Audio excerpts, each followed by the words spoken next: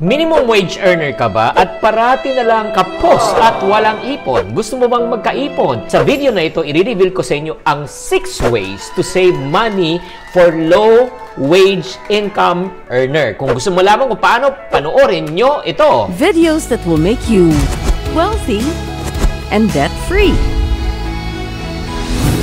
Hi there, this is Chingitan, also known as Mr. Ching Positive. Thank you very much for making this channel successful. Maraming salamat po sa ating mga subs. Katulad po ni Mark Frias. Thank you very much, Mark Frias. Maraming salamat din kay Tony Rose Patimo. At the same time, kay Dutch Evas Vlog. Maraming salamat po. At syempre, this channel won't be possible if it wasn't for our friends. This video is brought to you by Sun Life Philippines. 125 years of being the Filipinos' lifetime partner to a brighter future.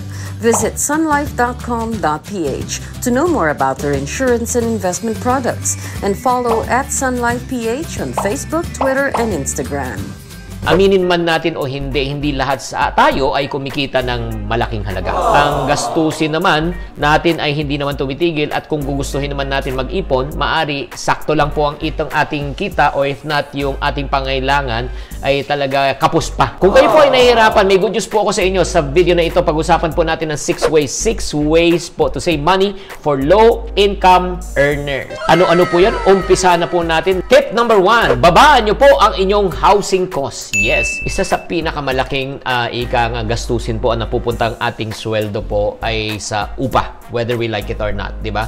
Kaya kung ikaw po ay umuupa, subukan po natin na maghanap po tayo talaga ng budget na affordable po. Chinky, paano ba yung sasabihin mong affordable? Ang rule of thumb po, wag sana lumagpas ng 30%. 30% ng sweldo nyo po ang budget mo sa upa. Kunyari, ang sweldo nyo po ay 10,000 pesos per month, dapat 3,000 pababa ang kailangan po hanapin po natin na upa.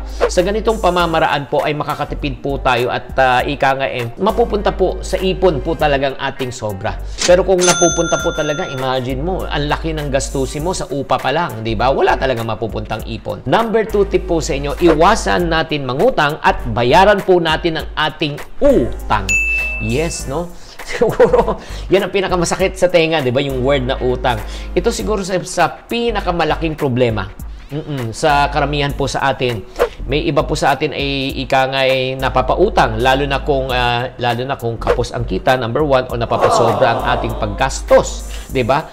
Ang utang ang isang bagay na humaharang po sa atin para maabot po ang ating mga tinatawag na financial goals at pangarap.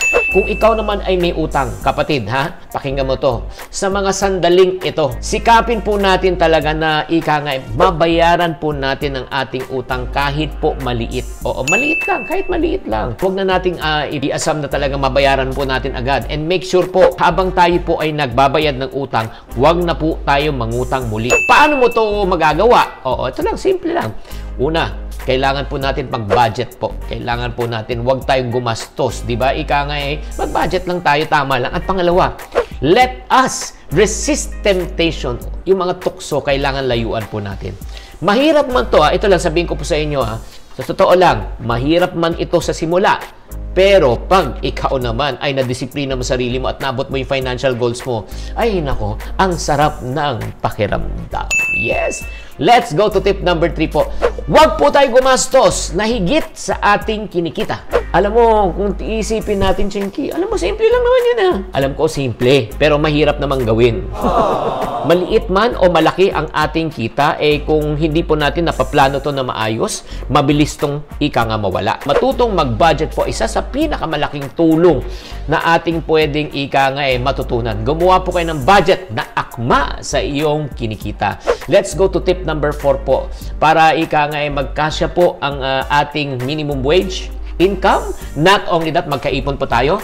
Maging maingat po sa paggastos sa ating pagkain. Nako!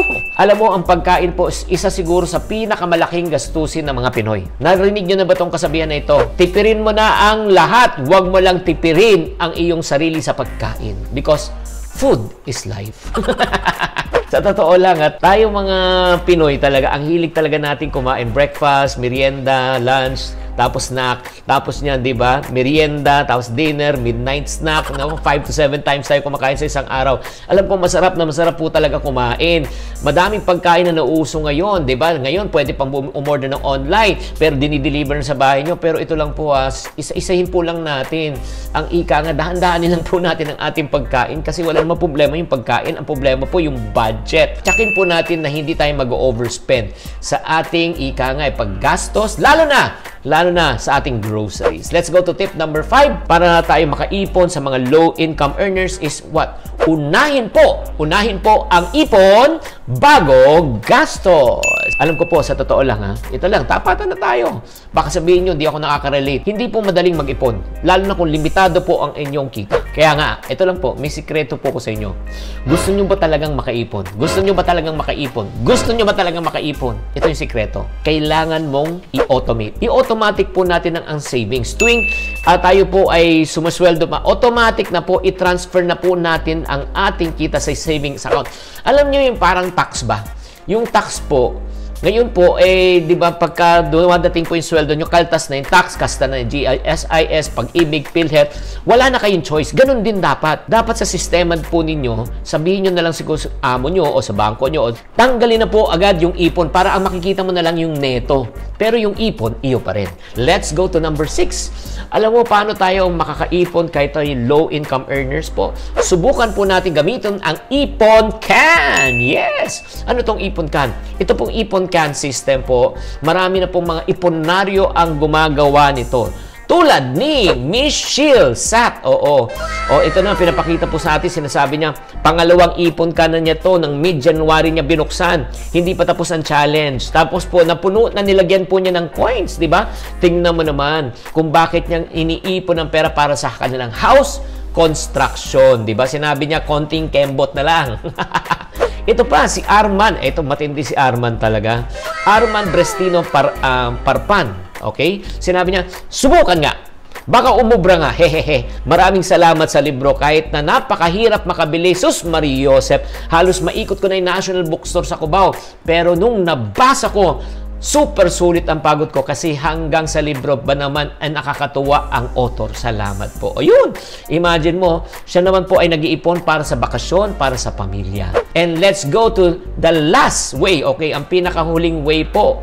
Para po tayo po ay makaipon, ladies and gentlemen. Pero bago natin sabihin yung pinakahuli, okay, huwag niyong kalimutan, mga friendship, mag-like lang po sa video na ito. I-like lang po natin itong video at i-sharing po natin itong video kung if you find this video worthwhile. Let's go to the number 7. Ano po yung dapat natin gawin para tayo po yung makaipon kahit na low-income earner po?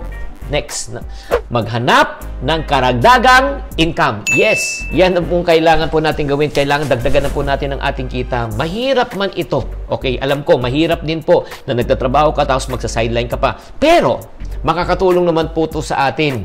Sa ating pag-iipon. Diba? Pag kayo po ay kumita ng additional income, huwag sanang dagdagan ang gastusin. Dapat dagdagan po natin. Ika nga yung kitain. Diba? Pwede rin kayo maghanap ng tinatawag na part-time jobs. Diba? From Monday to Friday, Saturday, Sunday, part-time job. O di kayo mag-start kayo ng mga mini business. Or if not naman kayo mag-start kayo ng online business. Or let's say, magluto na kayo sa bahay at pwede nyo bentang online na makakatulong po sa inyo. Thank you very much for tuning in. If you like this video, please do share this video with other of your friends para maliwanagan po sila. Hindi po dapat maging dahilan ang kakulangan ng kita para ikaw ay makapag-ipon. Sa tamang pag-iisip, sa tamang disiplina, sa tamang diskarte, kayo rin po ay makakaipon. Thank you very much. This is Chikitan saying, to every problem, there's always a solution. If you're not part of the solution, you're part of the problem. Always think positive. Get a chance to win one of 125 celebration packages and create lifetime memories with your kaakbay sa buhay. Email phil-marketing@sunlife.com with the subject 125th celebration promo to know more about the promo. Thank you for watching. If you want to keep on growing and to stay inspired, subscribe and hit the bell button to get notified. Always think positive.